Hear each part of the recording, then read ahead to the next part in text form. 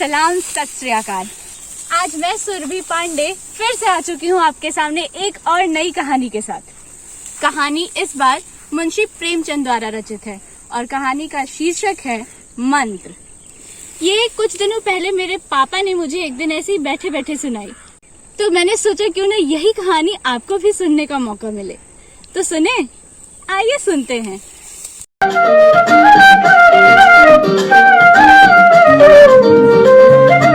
इसी तरह कुछ शाम का समय था। डॉक्टर चड्ढा गोल्फ कोर्स जाने के लिए तैयार हो रहे थे। वो उस शहर के नामी डॉक्टर थे। तभी उन्होंने देखा कि द्वार पर कहार कुछ डोली लेकर आ रहे हैं। उस डोली में एक बीमार बच्चा, 7 साल का बच्चा वो था और पीछे उसके बूढ़े पिताजी। बूढ़े पिताजी उस घर को देखकर थोड़ा सा सकपका रहे थे, थोड़ा हिचकिचा रहे थे कि कैसे कहूँ, इतने बड़े डॉक्टर हैं। लेकिन हर जगह से थक हार कर अंत में वो डॉक्टर चड्ढा के पास आए थे।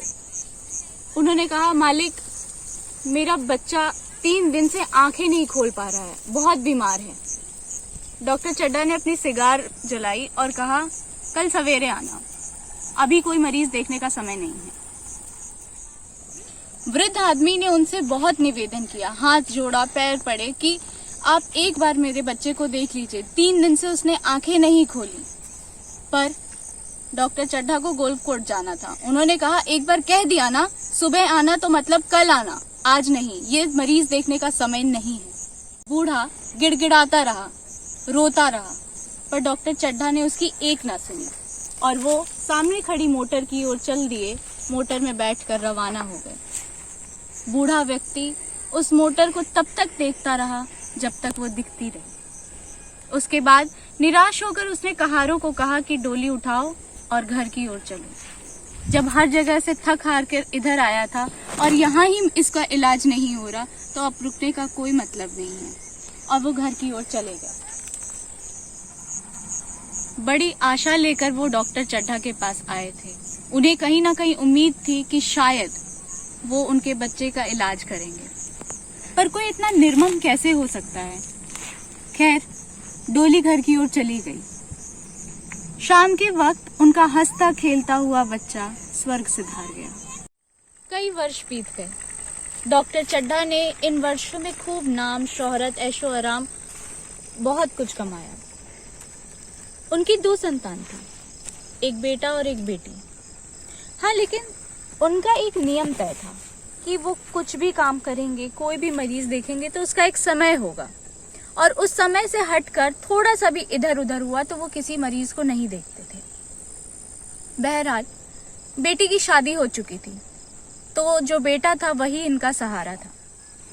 वो बहुत ही शांत, बहुत उदार, बहुत ही नेक दिल था। आज उसकी सालगिरह थी। घर पे हरी घासों पे खूब सारी कुर्सियां बिछी थी और बड़े बड़े मेहमान आए हुए थे। सब एक से एक बढ़कर अधिकारी, डॉक्टर्स।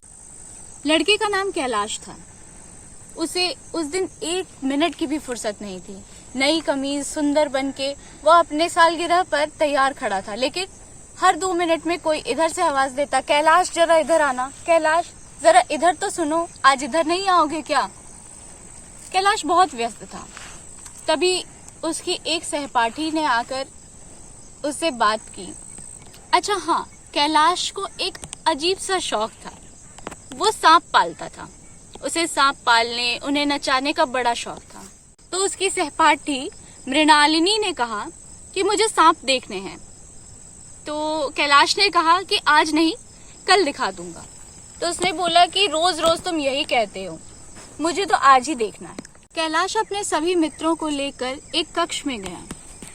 उसने सामने से अलमारी का एक खाना खोला और कहा कि इसी में है सारे सांप। उसने एक एक करके सांप निकाले, किसी को हाथ में लपटाया, किसी को गर्दन में लपटाया, मानो सांप उसकी भाषा, उसके भाव को समझ रहे थे। सब आश्चर्यचकित थे कि कितनी आसानी से इन सांपों के साथ खेल रहा है। और ये दिखाने में भी कैलाश को बहुत मजा आ रहा था कि देखो कैसे सांप मेरे दोस्त हैं। वो कभी उनको गर्दन में लपेटता, कभी नचाता। मृणालिनी ये देखकर डर रही थी कि कहीं इसे ये सांप काट ना ले। बाकी लोग भी भयभीत थे। पर कैलाश कहाँ सुनने वाला। उसने कहा नहीं, ये मेरी सारी बातें मानते हैं।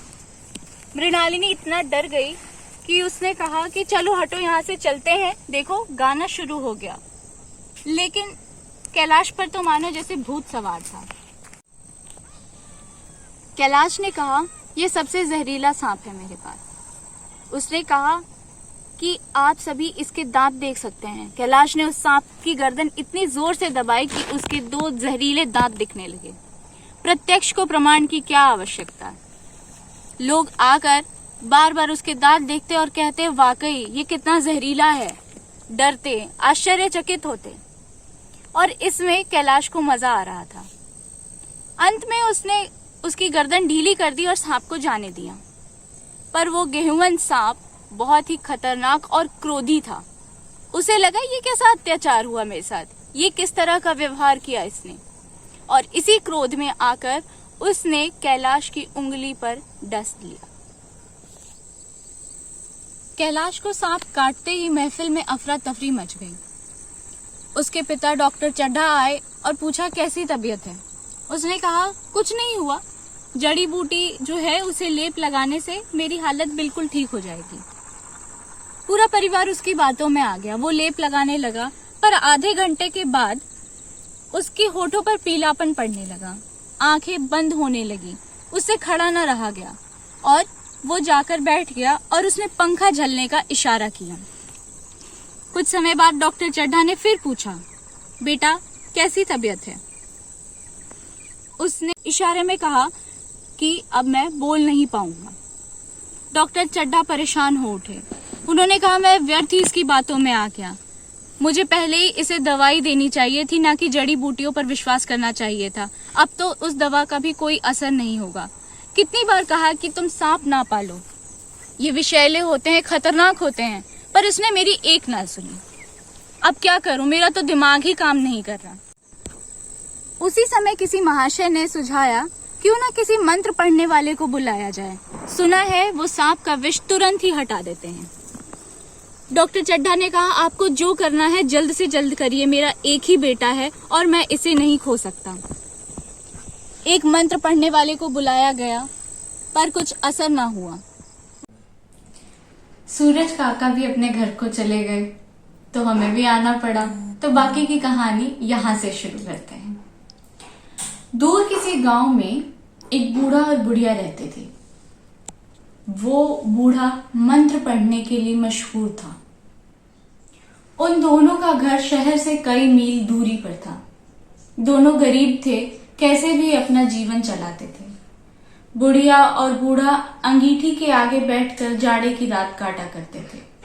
बुढ़िया गोबर के उपले बनाती और बूढ़ा रस्सी बाजार में जाकर बेचता, और उससे जो आमदनी होती उसी से उनका घर चलता। घर में न बिछौना था न राशन पानी, कैसे भी वो अपना निर्वाह कर रहे थे। जिंदगी चल रही थी कि तभी एक दिन उनके द्वार पर एक आदमी आया और चिल्लाने लगा, भगत भगत क्या सो गए क्या? सो रहे हो या जाग रहे हो? अरे सुना है शहर के चड्ढा साहब के बेटे को सांप ने काट लिया। क्या? वही चड्ढा ना जिसने मेरे बेटे का इलाज करने से मना कर दिया था। खूब देखता हूँ कैसे हेकड़ी एक पल में ही निकल गई। बूढ़ा बुढ़िया बैठे थे। बूढ़े ने कहा अच्छा हुआ, मैं तो कभी नहीं जाता। बुढ़िया ने कहा सो जाओ, जाड़े पाले की रात में कौन जाए। बूढ़े ने कहा अगर उसने मुझे दिन में भी बुलाया होता तो मैं कतई ना जाता। क्या ये बात मैं ना जानता था कि मेरा बेटा बचेगा नहीं, पर फिर भी एक मन की बात थी। तो जाकर मैंने उनसे कहा कि आप बस एक बार मेरे बेटे को देख लीजिए। पर वो इतना निर्मम व्यक्ति था कि उसको गोल्फ कोर्ट जाने की जल्दी थी और उसने मेरे बेटे का इलाज करने से मना कर दिया। मैं तो ना जाऊंगा। और बूढ़ा चिलम फूंक कर लेट गया। रात बीत रही थी, आदमी जा चुका था। बूढ़े लोग बात करते करते सो जाते हैं और हल्की सी आहट से उठ भी जाते हैं। बात करते करते बुढ़िया सो गई, पर उस बूढ़े व्यक्ति के दिल में एक बोझ था। उसके मन में ये चीज थी कि मैं मंत्र पढ़ना जानता हूं और आज मुझे मेरी किसी को जरूरत है। कुछ देर बाद बूढ़ा फिर बाहर निकला किवाड़ इतने धीरे से खोले कि बुढ़िया को आहट भी ना हुई। बाहर चौकीदार से समय पूछा तो उसने बोला कुछ 1 बज रहे होंगे। लेकिन क्या तुमने सुना है, चड्ढा साहब के घर पे उनके बेटे को सांप ने काट लिया और वो किसी को भी 1000 रुपए देने के लिए भी तैयार हो गए हैं। बूढ़े ने कहा अब वो मुझे चाहे 10 लाख भी दें, मैं तो नहीं जाता उनके घर। फिर भी धीरे धीरे उसके कदम आगे बढ़ रहे थे, बढ़ते चले जा रहे थे। पर एक जगह ऐसी आई जहां उसके मन ने कहा कि तुम इतना आगे क्यों बढ़ रहे हो, उस इंसान की सहायता करने के लिए जिसने तुम्हारे बेटे का इलाज करने से मना कर दिया। और बूढ़ा सोचने लगा, नहा कि मैं इतनी दूर चला आया, मुझे नहीं आना चाहिए था। तभी कुछ लोगों ने कहा, अरे तुमने सुना, चड्ढा साहब की तो दुनिया ही उजड़ गई, बेटे की मृत्यु हो गई। वहां पर लोग विलाप कर रहे हैं, रो रहे हैं। ये सुनते ही बूढ़े के कदम तेजी से आगे बढ़ने लगे। उसने सोचा कि कहीं मुझे देर तो नहीं हो गई, कहीं मैं और तेज चल पाऊंगा या नहीं। वो कोशिश करता गया और बहुत तेज चल चलकर चड्ढा साहब के घर पहुंच गया। बाहर से उन्होंने आवाज दी, चड्ढा साहब। कोई और दिन होता तो शायद वो अंदर से दुत्कार देते, किसी और दिन आना।